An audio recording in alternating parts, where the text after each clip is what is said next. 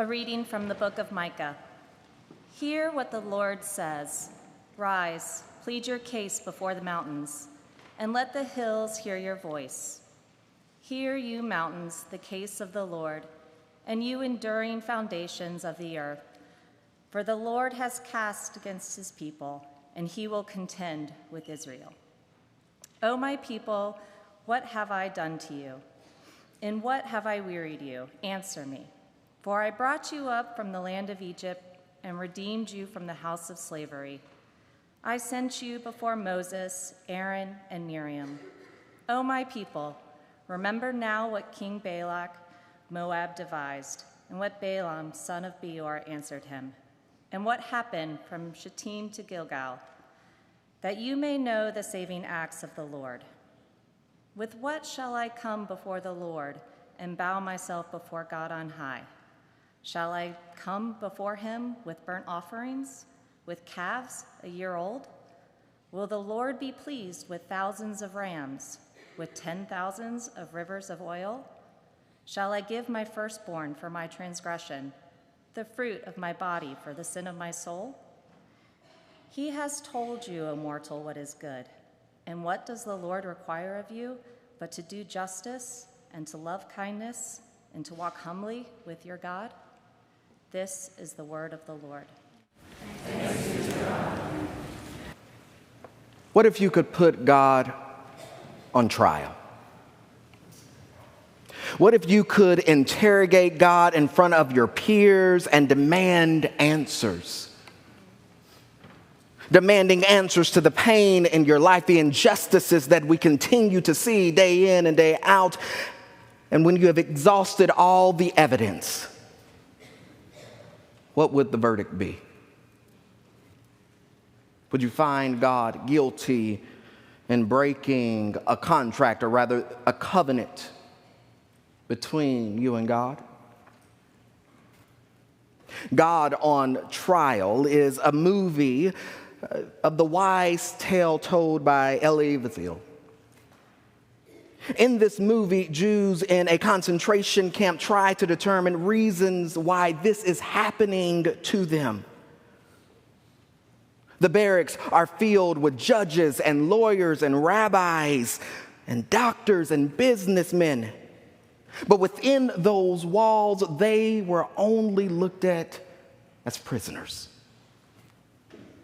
Amid all of the commotion and fear for their lives, one man began to pray. He has shown us his favor and we are his people. And another yells out to him, "Why are you praying?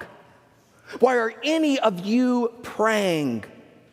Are you trying to help God decide our fate faster?"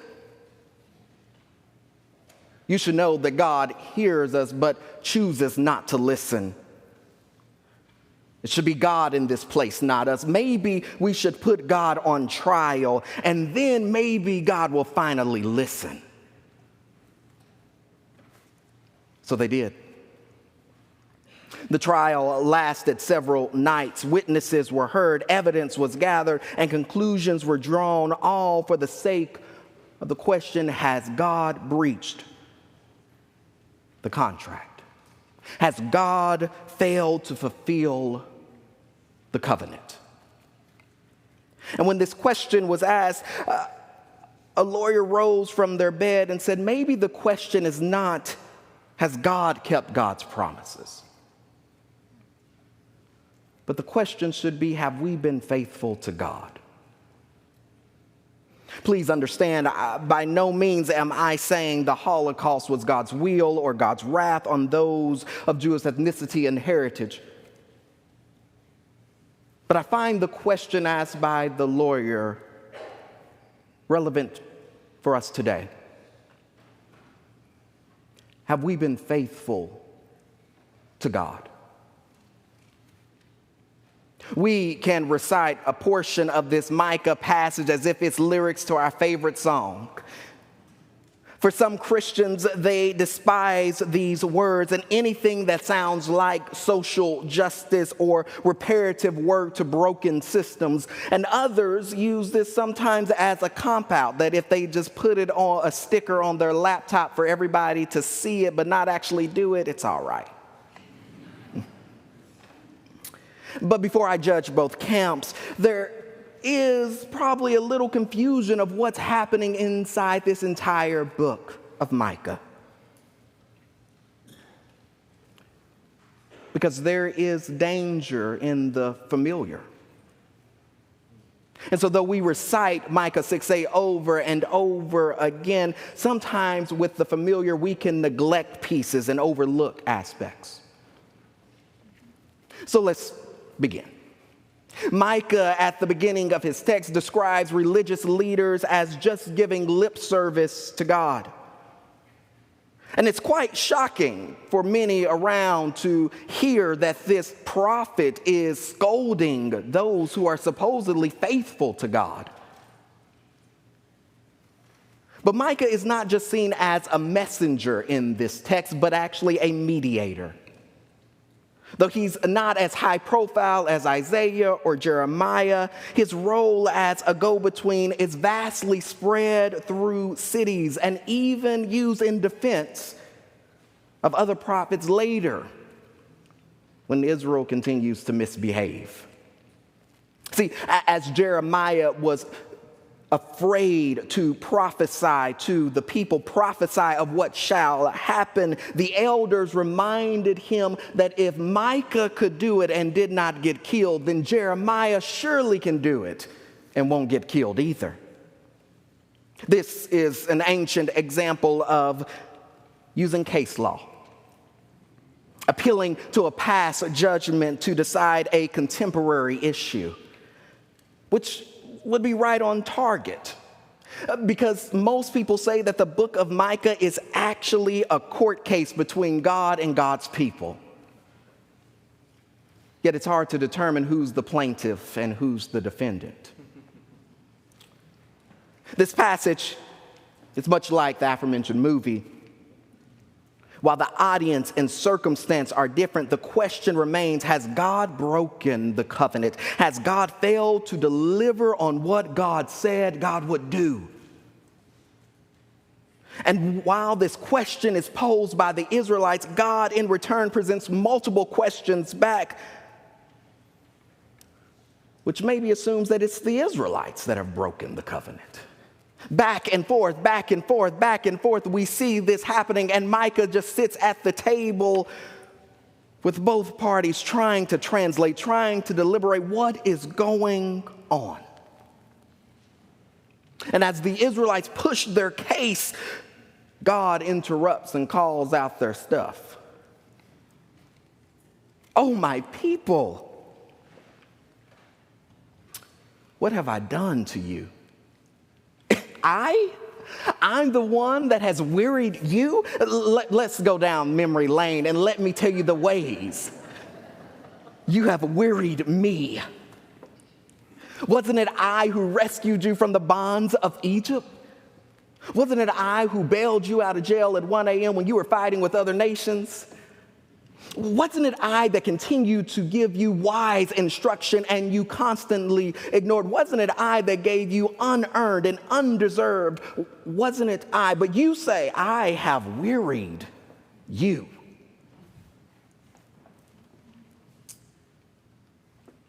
And the Israelites have nothing of substance to say after that. But they ask multiple questions.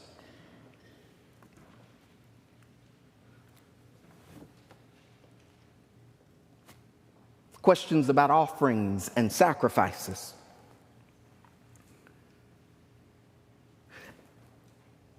Now, just a reminder, back in the day, we will look at the Levitical law required sacrifice upon sacrifice. That if one in the community broke the law or sinned against God, then everyone in the community broke the law and sinned against God.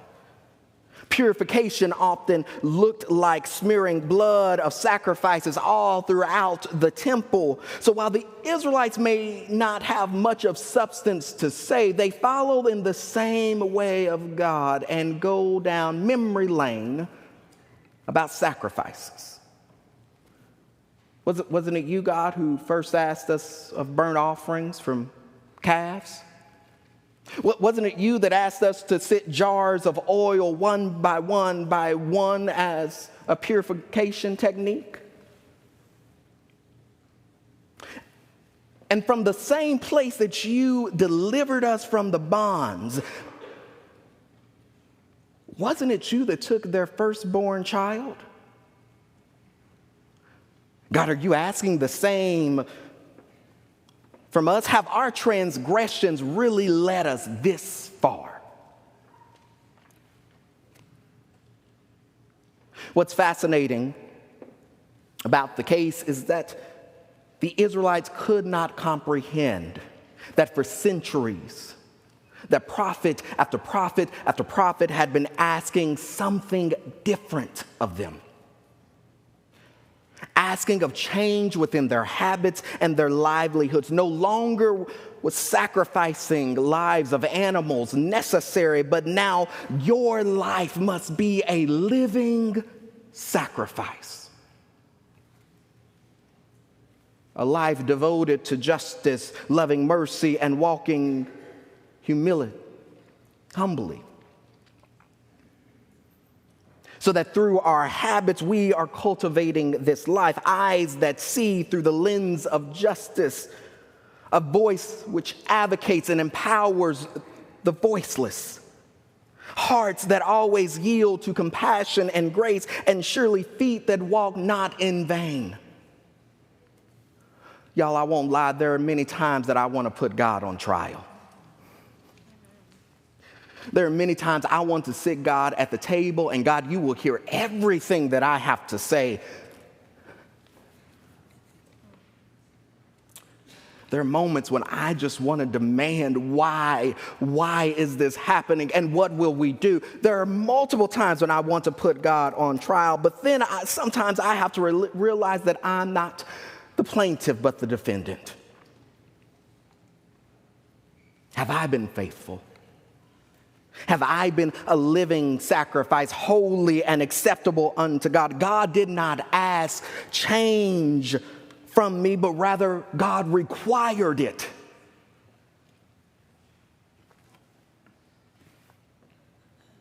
The Hebrew word sana, often translated as humbly, signifies that walking with God includes a mindfulness of God's actions and intentions.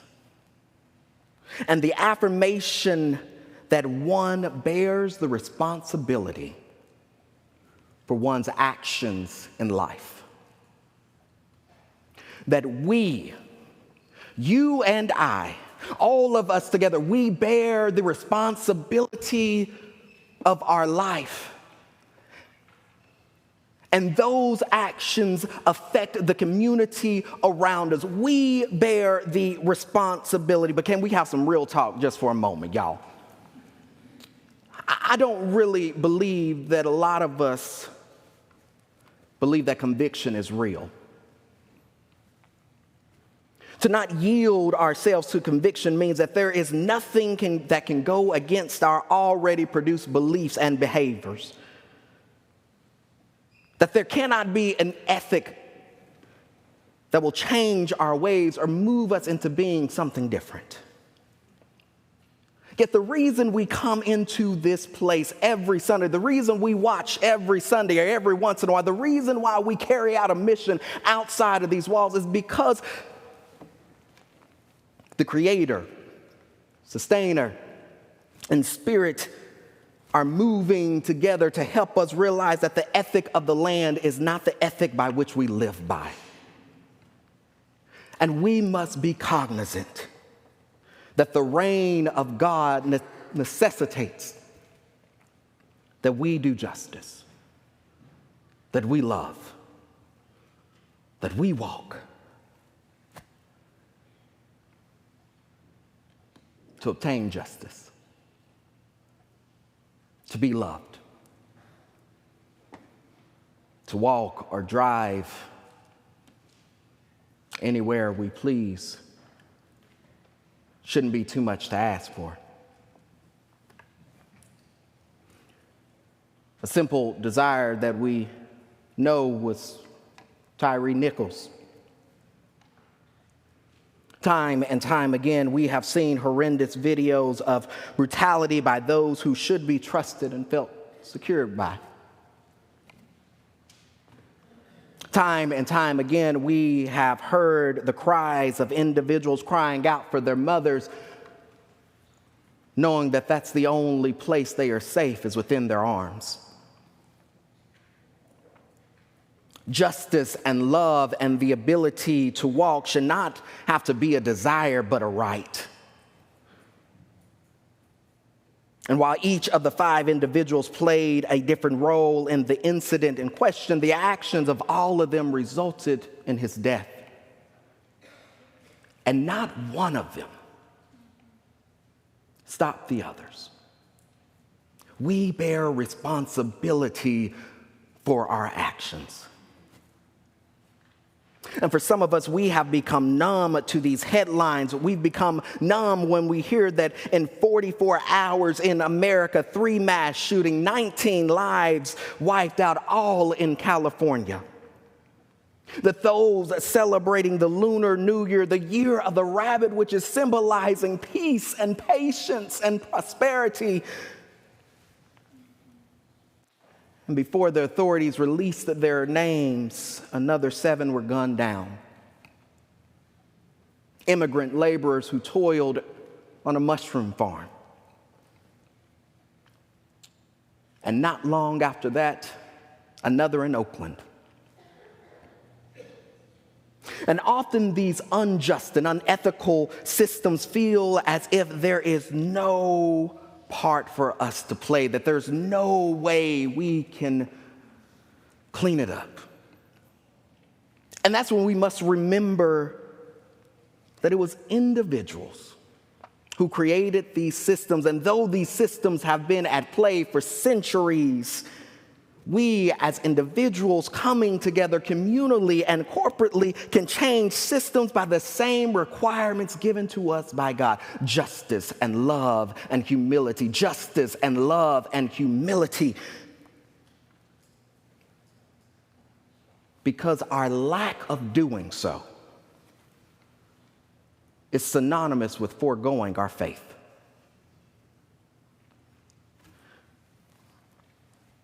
The artist Morgan Harper Nichols produced on Instagram this week a simple yellow background with the words, "There is more to this story." In her write-up, she states that this simple sentiment, but I hope the sincerity here is not lost, is that even in my grieving, I practice shifting from merely speaking in the past tense to the present tense. That there is more to the story of those who have lost their lives in senseless ways. And the reason why this word is important to me right now is because the circumstances that led to these untimely deaths are not so much in the past, but we still must address them today and even in the future. We must address them with critical thinking and urgency of action. That even when I am tired and weary, left angrily, speechless, and quite frankly, ready to explode with anger, the word is something I'm trying to hold on to. And she continues that the intentionality to put the words behind a yellow background was to represent illumination, to illuminate